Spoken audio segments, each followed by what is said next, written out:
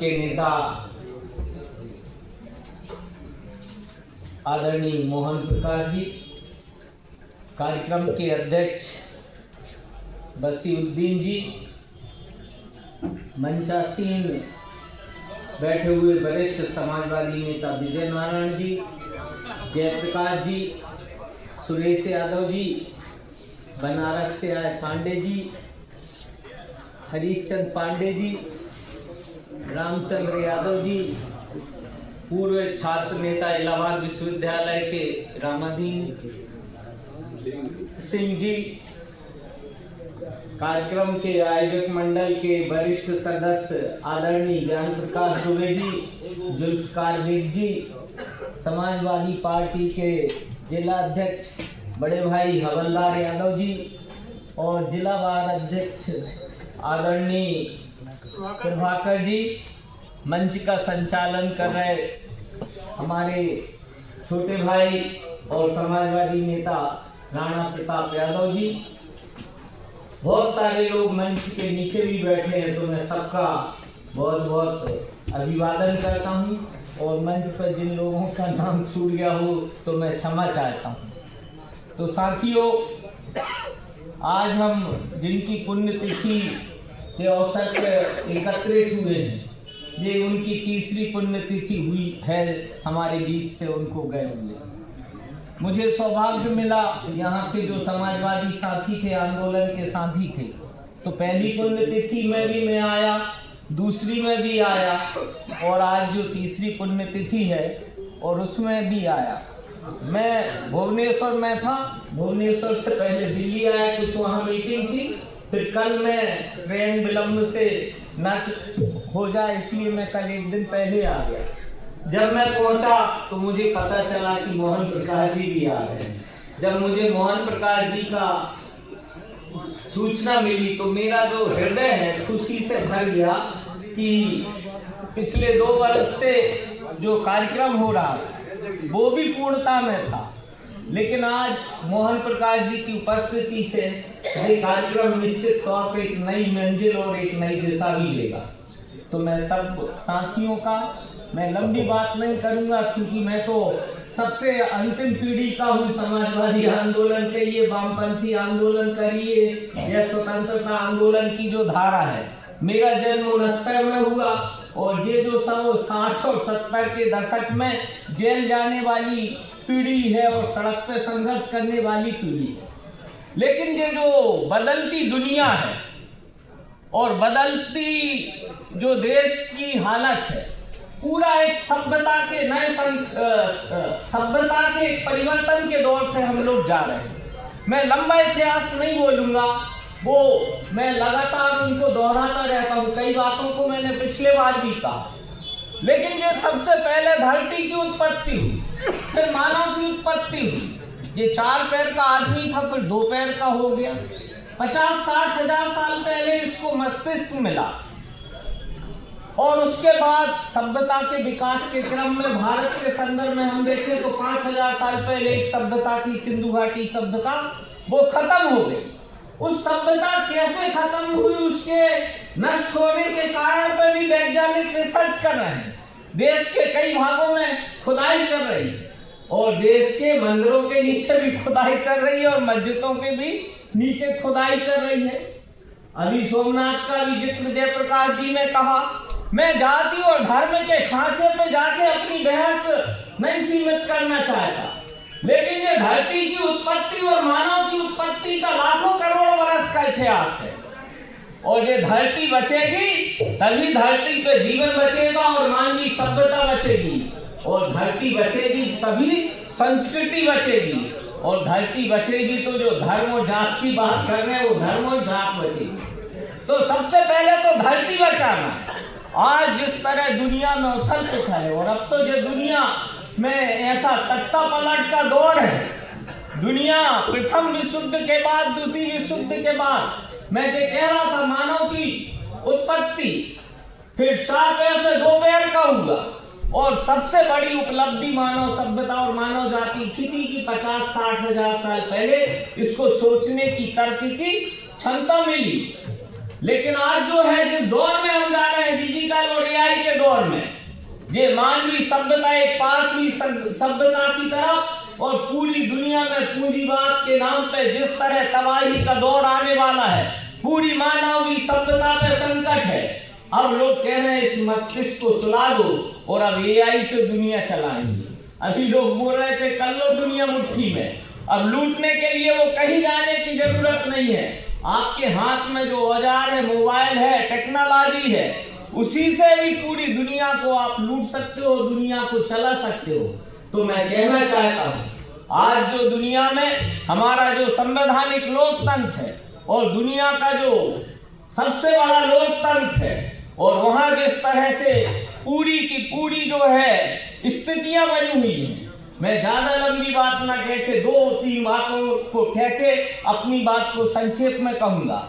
ये 5000 साल का सिंधु घाटी सभ्यता का इतिहास है, लेकिन सबसे बाद में जो भारत का जो जिसको कहते हैं आजादी आंदोलन के पहले ईस्ट इंडिया कंपनी आई, उसके पहले वास्को डी गामा यूरोप से चल के भारत आया और उसके बाद कोलंबस चला गया अमेरिका, और जो पूरा यूरोपियन सभ्यता थी पूरी दुनिया पे कैसे व्यापार पे कब्जा करके और कैसे उसको गुलाम बनाया जाए, वो 100 साल पहले 1492 में अमेरिका कोलंबस वहां अमेरिका गया, अमेरिका की खोज की।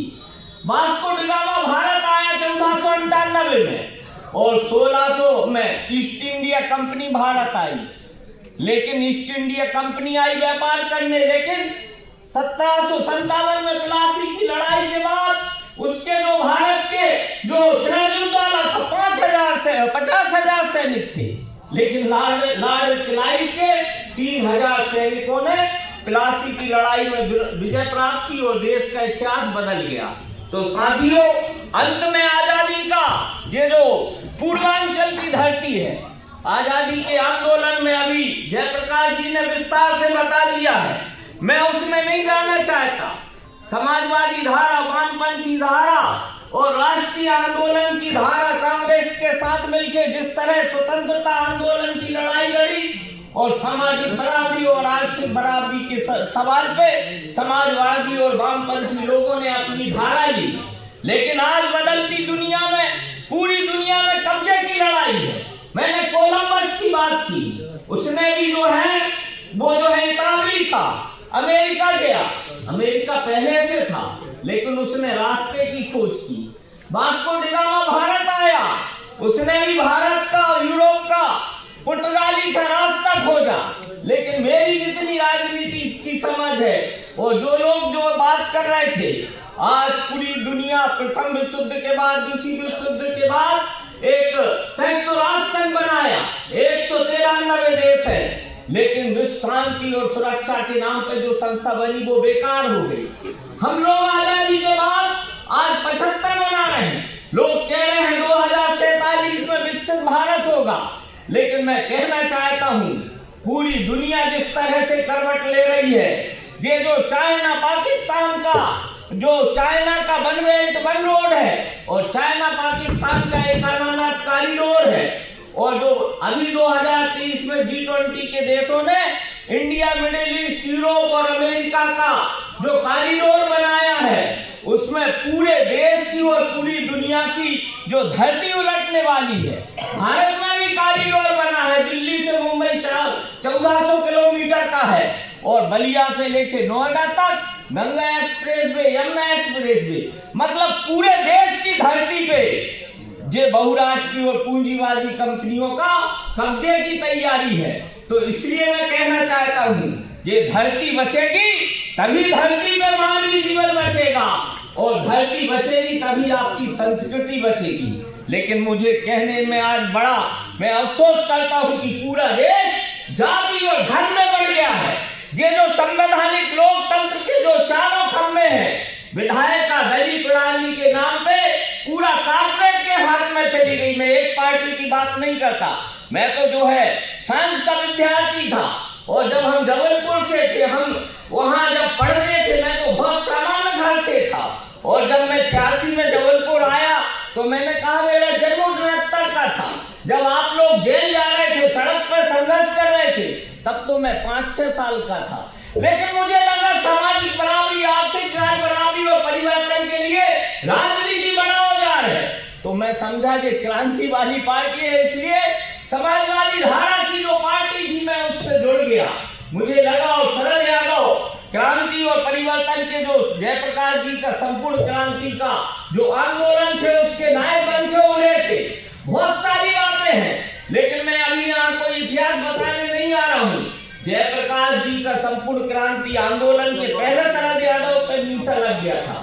और यहाँ जिस छात्र संघ की बात कर रहे थे शरद यादव, दादा मजूमदार हो, और उस जमाने में 69 और 70 में शरद यादव के छात्र संघ के उद्घाटन कार्यक्रम में सीमांत गांधी जैसा व्यक्ति जो है उस समारोह में आया। तो शरद यादव की दृष्टि या उस समय के जो मंच पे जो लोग बैठे हैं, ये लोग दुनिया को भी देखते थे और देश को भी देखते थे, और धरती पे मानव जीवन है, उसके सपने और उसकी कल्पना लेके अपने सपनों को, अपनी जवानी के सपनों को किनारा करके मानव जाति और मानव सभ्यता के लिए संघर्ष करने वाली पीढ़ी थी।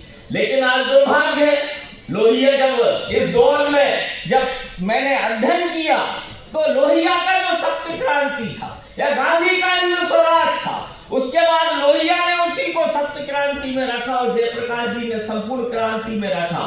लेकिन आज जो परिस्थितियां हैं, मैं बहुत सारे लोग उस समय जो जयप्रकाश जी का आंदोलन संपूर्ण क्रांति का हुआ, कई युवजन सभा में भी दो धाराएं थी, उन लोगों में दुविधा थी कि जयप्रकाश जी के साथ चला जाए या न चला जाए। लेकिन अंततः सारा विपक्ष और इमरजेंसी के चलते एकजुटता बनी और बाद में वो जनता पार्टी भी बनी, टूट गई। मैं पार्टियों के इतिहास में नहीं जाना चाहता, लेकिन मैं कहना चाहता हूँ देश की आजादी का सबसे बड़ा इंस्ट्रूमेंट आपको संविधान मिला था, और संविधान में ये 4 खंभे थे, विधायिका, कार्यपालिका, न्यायपालिका, पत्रकारिता। आज विधायिका भी पूंजीवादी उसमें हाथों में चली गई है, आपकी कार्यपालिका चली गई है, आपका जो बार और बेंच है वो पूंजीपतियों के हाथ में चला गया, और चौथा खम्मा है वो भी कारपोरेट के हाथ में चला गया। और जो वोट जो अधिकार मिला था, जिस बैलेट से सत्ता परिवर्तन हो जाती थी यदि सरकार गलत नीतियां और कार्य योजना बनाती थी, लेकिन आज बैलेट की जगह ईवीएम आ गया, और ईवीएम के चलते पूरा जो चुनाव है बहुराष्ट्रीय कंपनियों के हाथ में चला गया। तो बहुत सारी बातें हैं। इन परिस्थितियों में एक ही लड़ाई है, एक तरफ पूंजीवाद है, एक तरफ प्रकृतिवाद है। पूंजीवाद और प्रकृतिवाद के बीच में लड़ाई है। तो धरती को बचाने के लिए मैं अभी मामा बालेश्वर दयाल जो समाजवादी आंदोलन के सोशलिस्ट पार्टी के राष्ट्रीय अध्यक्ष भी रहे हैं, मोहन प्रकाश जी राजस्थान से आते हैं, देश भर के समाजवादी आंदोलन की उनको जानकारी है। लेकिन लोग कहते हैं अब पूंजीवाद पूरी दुनिया में आ गया है, लेकिन मैं गर्व के साथ कह सकता हूं कि पूरे देश का जो आदिवासी है वो पूंजीवाद के खिलाफ लड़ रहा है। और अभी 25 दिसंबर को 26 दिसंबर को 2 दिन का मामा जी का कार्यक्रम था। 1 लाख से ज्यादा आदिवासी राजस्थान और गुजरात और मध्य प्रदेश का मामा जी और समाजवादी विचारों के चलते संघर्ष कर रहा है, जल के लिए, जंगल के लिए, जमीन के लिए और पूंजीवाद और इस संवैधानिक लोकतंत्र को बचाने के लिए। लेकिन आज लोग संविधान की बहुत बात करते हैं, लेकिन दुर्भाग्य है कि आदिवासियों के लिए जो 5वीं अनुसूची है आज तक लागू नहीं हुई। 6वीं अनुसूची नॉर्थ ईस्ट में लागू हो गई। ये जो राजीव गांधी ने पंचायती राज में 11वीं 12वीं अनुसूची लागू की है उसको लागू नहीं हुआ है। आज पूरी नगर निगम, नगर पालिकाएं कंपनियों के हाथ में स्मार्ट सिटी के नाम पे चली गई, शहरों का कंपनीकरण हो गया। पंचायती राज में जो 11वीं अनुसूची है, पंचायतों का भी जो है कंपनीकरण हो रहा है। तो गांव को बचाना है और धरती को बचाना है। तो ये जो संवैधानिक इंस्ट्रूमेंट है और आपका जो वोट का अधिकार है वो बचेगा, तो आने वाली पीढ़ी के लिए मुझे लगता है हम एक नया भारत, नया विश्व देखे जाएंगे और दिशा देखे जाएंगे। तो जो नेता लोग बैठे हैं आज, तो अभी जो विश्वविद्यालयों के नेता लोग निकले हैं, इलाहाबाद हो, चाहे बनारस हो, चाहे गोरखपुर हो, पूरे देश की यूनिवर्सिटियां, अभी जो नया कानून आ रहा है National Commission for Higher Education, पूरी यूनिवर्सिटियां जो है निजी उद्योगपतियों के हाथ में चली जाएंगी। जहां लोकतंत्र के गर्भस्थल थे वहां भी नसबंदी और उनको बाज बना दिया जाएगा। मैं इन्हीं बातों के साथ आप सबसे विनम्र अपील करता हूँ, ये लड़ाई पार्टियों की नहीं है, ये जाति और धर्म की नहीं है। धरती बचेगी तभी जो है संस्कृति बचेगी, और धरती बचेगी तभी मानव जाति बचेगी। और आज पूरी दुनिया में कब्जे की लड़ाई है, और ये सब पार्टियों के घोषणा पत्र में बता दूंगा।